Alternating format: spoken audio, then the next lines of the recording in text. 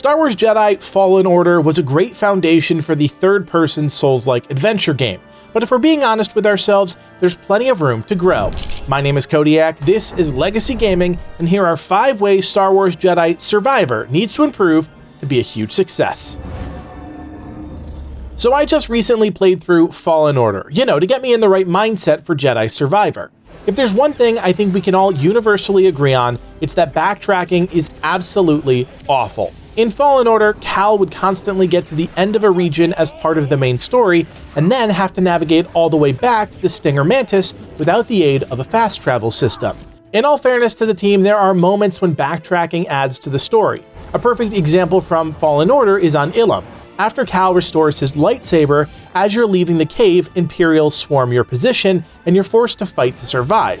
This works occasionally, but the problem is, this sort of backtracking and dealing with enemies happens on every single planet at every moment of the story, and quite frankly, it's exhausting. Luckily, as we know now, a fast travel system is being implemented into Jedi Survivor, so we're already moving in the right direction. That being said, the development team stands behind their original thinking of backtracking, even going so far as to say Jedi Survivor is still not being built around the idea of fast travel, so players that want to have that same Fallen Order type experience can still do that. In my mind, this one is a no-brainer, as I was far more frustrated than I was satisfied with the way the team approached this specific issue, but we'll just have to wait and see how it plays out in Survivor. Again, fresh off the heels of a Fallen Order playthrough, I think it's safe to say that combat in the game was pretty one-dimensional. Players had limited options as to how they could fight, and the introduction of the twin-blade lightsaber and dual-wield ability come way too late in the game. I think the issue here is player identity. There's no doubt in my mind, everyone that follows Star Wars has, at one point, dreamed of being a Jedi. I know I have. But what that means to me may be incredibly different than what it means for someone else. What we're presented with in Fallen Order just isn't enough, and I say that as a good thing because the combat is so good that it leaves me wanting more. Again, we know that this is being addressed in Jedi Survivor with the introduction of 5 new combat stances. That's exactly what the game needed, a way to give players more flexible options when it comes to how they approach different combat scenarios. What's great too is that there's a mix and match component here. Players will be able to flip between any 2 stances during combat, and outside of combat be able to socket any of those 5 stances as their primary or secondary. Having 2 stances was part of the deal in Fallen Order, but the expansion of additional stances really gives the player that much-needed flexibility. Where things could get even more interesting is the change to the game's character progression, namely the skill tree changes. With 5 different combat stances also comes 5 individual skill trees that enhance aspect of those stances, and while we don't know exactly how those are being modified with each node, if we look back at Fallen Order, it's safe to assume it's more than just passive stat boosts. Hopefully, what this means is a much richer combat experience for all types of players, and with increased flexibility and more options across the board, I'm hopeful that combat will be much improved in Jedi Survivor.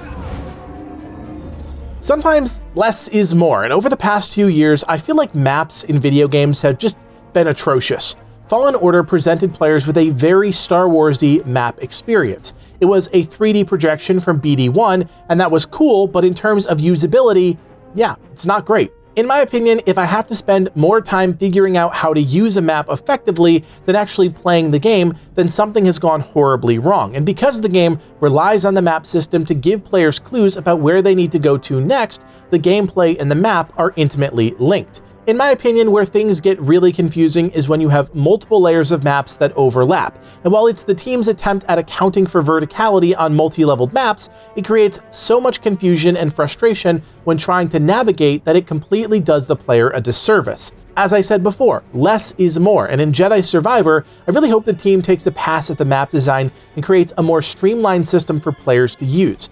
Even if it's not the fully immersive experience the developers want, there's something to be said about player quality of life, and this is a perfect example of visuals and aesthetic getting in the way of the experience.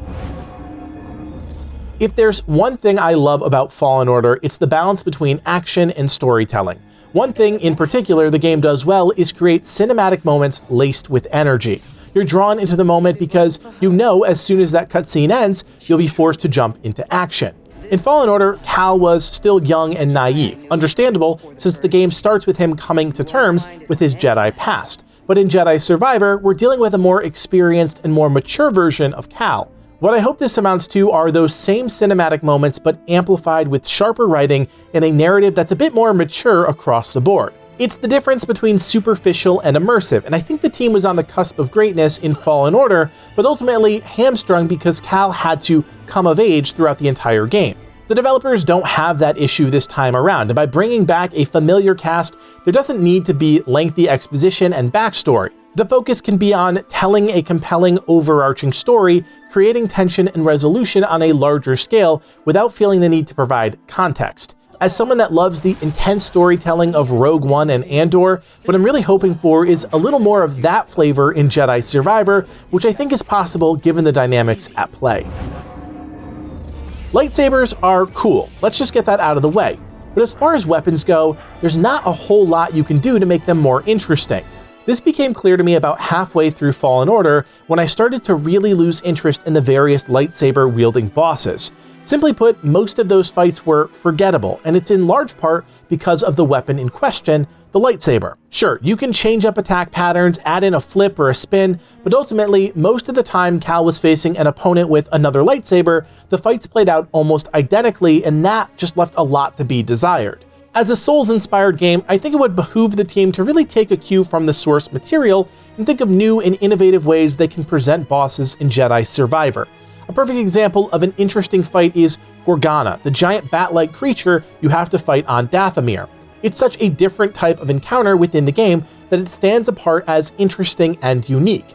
Add on to that the cinematic ending to that fight, and you've really got a recipe for success. Now, I get it, it's Star Wars, you have to have lightsaber battles, so if that's the case, what can you do to make those more interesting? First and foremost is change up the setting mid-battle. In a multi-phase encounter, you shouldn't be stuck in the same small encounter area, and that is something the team really didn't explore in Fallen Order. Really, a perfect example is the Malicos fight from Fallen Order. You fight a boss with a very limited moveset, relying on your parry to chip away at his stamina and subsequently his health, and throughout the entire fight, you never leave the small circular platform you initially engage him on. It's boring, and for all the awesome cinematic moments the game does present, these sorts of lukewarm boss encounters feels hollow. Again, this is a Souls-like game, there's no denying that, and a major component of that genre are epic, larger-than-life boss fights, and I feel like the team missed the mark in Fallen Order.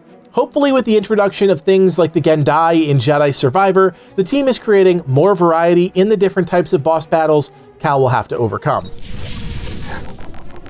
Whether you're new to the series or a returning player just excited to continue Cal's story, there's a lot to look forward to when it comes to the latest installment in the Star Wars saga. I, for one, can't wait to see what changes with the game and how Respawn Entertainment, the developers, are taking the gameplay to the next level.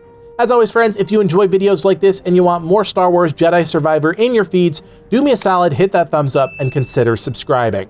We have plenty more planned for the launch of Jedi Survivor, so stay tuned for more videos. My name is Kodiak, and from everyone here at Legacy Gaming, thanks for watching, and play on.